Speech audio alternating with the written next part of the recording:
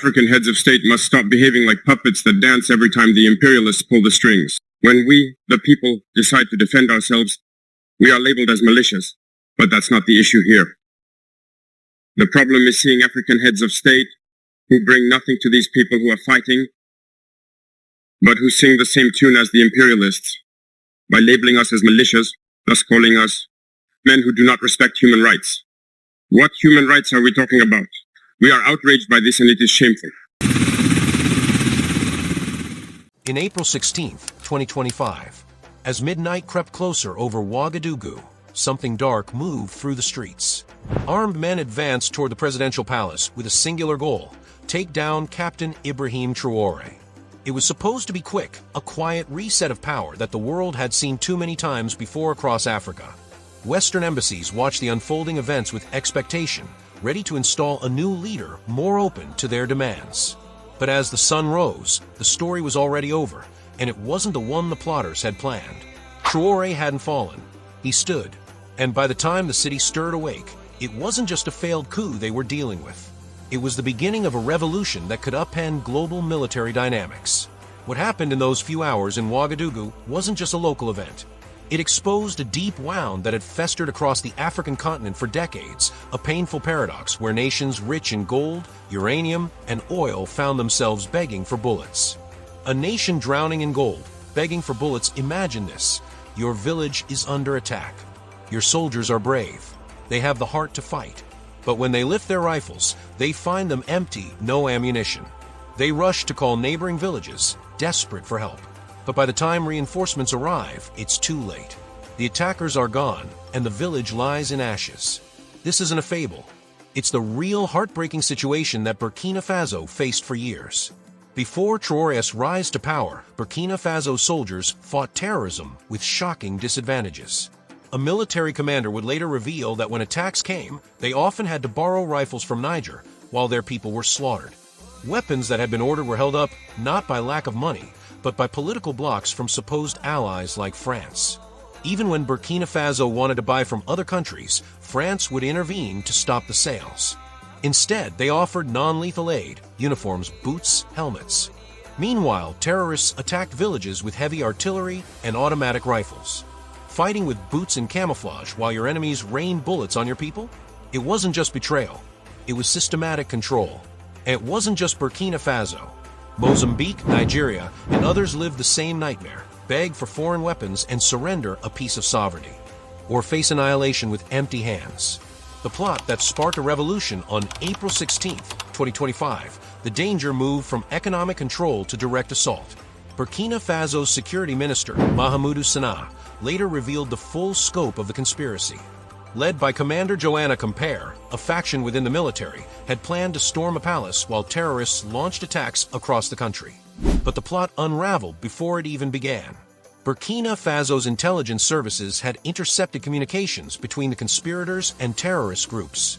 Even more explosive, evidence pointed to involvement from Traore's ousted predecessor, Paul-Henri Sandaogo Damiba, once a Western favorite. The coordination, the funding, the backup plans, they all traced beyond Burkina Faso's borders, reaching into Abidjan, Côte d'Ivoire, and whispered at Western fingers desperate to regain control. Normally, this is the point where African history repeats itself. Government falls, a new leader more flexible steps in, and mineral exploitation quietly continues. But this time was different. Traore didn't just survive. He seized the moment. 3 days later, standing before a massive crowd in Bobo Dioulasso, Traore spoke words that would echo through Africa's future military schools. A nation that forges its own steel will never kneel for bullets. From borrowing to building, Traore knew survival wasn't enough. His country needed a new foundation. In 2024, Burkina Faso had started building its first armed forces industrial complex. It was modest, mainly a factory for producing military uniforms. But after the coup attempt, the vision exploded. Traore pushed forward a daring plan: redirect 30% of the nation's gold revenues into building a full military industrial base. Not just uniforms, not just supplies, weapons, ammunition, drones, surveillance technology, made by Africans for African conditions. For too long, African countries had found themselves trapped, needing weapons to fight terrorism, but depending entirely on outside suppliers. And when politics shifted, those weapons could be delayed or denied. Every attack on a village, every burned town, was the result of that dependency. Traore decided it would end here. Turning crisis into power in the business world, they say failure teaches better than success. Burkina Faso learned from failure and turned it into an unstoppable drive. Instead of waiting for another betrayal, Traore accelerated local arms production. Not just for Burkina Faso, but for a future where Africa wouldn't have to ask permission to defend itself. Factories sprang up across Ouagadougou, starting with a drone assembly plant. Unlike expensive Western models made for deserts in the Middle East or forests in Europe, these UAVs were built for the Sahel, rugged, fast, and reparable with local parts. In places where attacks used to be met with silence for days, now drones could launch within hours to track and hit terrorist movements. And the impact went beyond the battlefield. The new defense industry created 6,000 new jobs almost immediately, many for young engineers who had once faced the impossible choice of unemployment or migration. Manufacturing zones sprang up around Ouagadougou. Youth unemployment in those areas dropped by 2/3 in less than a year. Traore also forced a major shift in foreign companies. Mining giants working in Burkina Faso were given an ultimatum: buy 30% of your operational equipment from Burkinabé manufacturers, or lose your mining licenses. Suddenly, the gold that had once bought arms for foreign armies was building Africa's first modern military economy. The fear of true independence, not surprisingly, the reaction from the West was swift and furious. French diplomats denounced what they called a dangerous precedent of military sovereignty. U.S. military analysts warned that Burkina Faso's self-sufficiency could destabilize the region. In Washington, one general even said that Burkina Faso's shift made them a growing threat. Not because they were expanding aggression, not because they were building nuclear weapons, but because they dared to build anything at all without asking permission. Traore responded to these accusations with a sharp truth: they do not fear our guns. They fear that we forge them ourselves. Burkina Faso's story is not just about one nation refusing to fall. It is the beginning of a broader choice facing Africa today: remain trapped in a cycle of dependency, or build true sovereignty at whatever cost. And if Traore's vision holds, it may soon not just be about Burkina Faso at all. It could be the opening chapter in a new African future, where independence is no longer negotiated, it's built. By the end of April 2025, it was clear that Burkina Faso's transformation wasn't going to remain an isolated story. Across the Sahel and beyond, leaders, soldiers, and even ordinary citizens were paying close attention to what had happened after the failed coup. Traore's decision to invest 30% of the country's gold revenue into building a domestic defense industry had sent shockwaves through African capitals. For decades, Africa had been rich in resources but poor in manufacturing.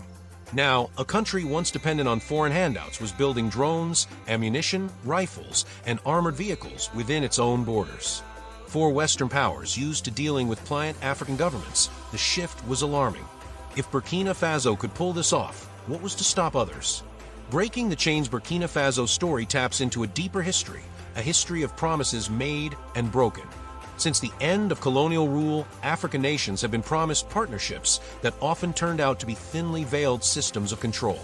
Resources flowed out, weapons trickled in. Economies were tied to old colonial powers through trade deals, military agreements, and loans. When threats like terrorism rose, countries like Burkina Faso found themselves begging for tools to protect their own people. But those tools often came at the cost of political obedience. Criticized too loudly, and the shipments dried up. What Traore proposed, what he acted on, was the idea that Africans could protect African lives without waiting for Western approval. He showed that military sovereignty wasn't a fantasy. It was a choice. A hard one, but a real one. And for those watching from places like Mali, Niger, and even the Democratic Republic of Congo, the message was clear: the old rules could be broken. The costs of independence, of course, the road Traore chose wasn't without consequences. By May 2025, several Western countries had started quietly cutting aid to Burkina Faso. Joint military training programs were suspended. Sanctions were floated in international forums, couched in the language of concern for stability and preservation of democracy. But inside Burkina Faso, the public mood was defiant. For too long, aid had been a leash. Now, people were starting to believe that sovereignty might be worth some short-term pain. Village leaders, who had seen their communities burned without a response, now watched helicopters and armored trucks being assembled just outside Ouagadougou. Traore's administration knew the economic retaliation would come. That's why the plan wasn't just about making weapons. It was about building entire industrial ecosystems that could support agriculture, mining, and energy production without relying on imports. The military factories brought secondary industries in their wake: metalworking, electronics repair, textiles, logistics companies. The ripple effects touched everything from village markets to university research labs. And for the first time in a long time, many young Burkinabé felt they had a future in their own country, something to stay for. The regional domino effect didn't take long for the idea to spread. In Mali, discussions began about setting up a joint weapons manufacturing agreement with Burkina Faso. In Niger, youth organizations launched campaigns demanding a sovereignty-first policy from their leaders. Even in more stable countries like Senegal and Ghana, political commentators started asking hard questions about military dependency. The old guard, those who had long managed the delicate balancing act of appeasing both Western donors and domestic populations, found themselves caught off guard. In private meetings, diplomats and intelligence officials spoke of a new sovereignty contagion sweeping the Sahel. Publicly, Western governments maintained a tone of caution, but the fear was real. If even a handful of African countries broke free from the weapons dependency cycle, it would reshape not just regional security, but global power balances. As one analyst put it bluntly, if Africa builds its own defenses, it will no longer be forced to accept unfair deals. Not just weapons, an identity shift, but perhaps the most powerful change wasn't happening in the factories or government halls. It was happening inside people. For generations, Africans had been taught to see their strength as something borrowed. Progress came from the outside. Solutions came from the outside. Protection came from the outside. Traore's revolution challenged that narrative at its core. It said, you are enough. You can design your own drones. You can produce your own vehicles. You can defend your own villages. You don't have to wait for a helicopter from Paris or Washington. That psychological shift, small at first, started to take root in ordinary conversations, in street murals, in university debates. It started to feel possible that African countries could not just survive, but thrive on their own terms. Of course, not everyone welcomed this change. Entrenched elites, who had long benefited from foreign partnerships, warned of economic collapse. Western media painted Burkina Faso as reckless, unstable, a ticking time bomb. But inside the country, the mood was something harder to measure: pride. And pride, once awakened, is hard to put back to sleep. The growing pressure still, Traore's government understood that survival would require more than pride. In June 2025, Burkina Faso announced a new set of strategic partnerships, not with traditional Western allies, but with countries like Turkey, Brazil, and India. Deals were signed for technology transfer, agricultural machinery, and advanced telecommunications equipment. These new alliances weren't perfect. They came with their own risks and power dynamics. But they were a conscious step away from the old colonial networks that had trapped the region for so long. At the same time, Burkina Faso invested heavily in regional diplomacy, proposing an African Sovereignty Pact at a West African summit. The idea: pool resources, share defense technology, and coordinate economic strategies to strengthen local industries. It was ambitious, maybe too ambitious, but it showed that Traore wasn't thinking small. He wasn't just trying to survive the backlash. He was trying to build a future where Africa could negotiate with the world from a position of strength, not desperation. The stakes are bigger than one country. As the months rolled on, the international pressure on Burkina Faso continued to mount. Economic sanctions tightened. Disinformation campaigns tried to undermine public support. Shadowy groups, likely backed by foreign interests, stirred unrest in border regions. But the broader trend was harder to stop. Other African nations were asking hard questions. Citizens were pushing their governments to rethink military and economic ties. Universities were launching programs in engineering, metallurgy, and defense technology, fields long neglected. The simple fact was undeniable: Burkina Faso had proven that it could be done. Not without struggle, not without sacrifice, but possible. And once something is proven possible, it's very hard to unprove. In many ways, Traore's gamble wasn't just about weapons. It was about dignity, about proving that Africa's destiny didn't have to be outsourced. That sovereignty wasn't just a word written in old independence documents. It was something you could hold in your hands, build in your factories, defend with your own steel.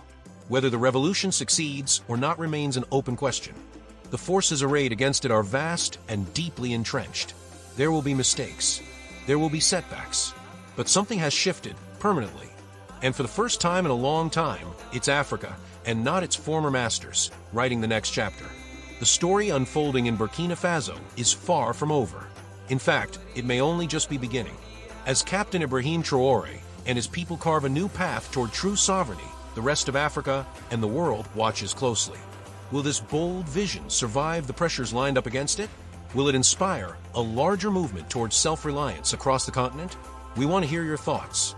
Do you believe Africa is finally stepping into a new era of true independence?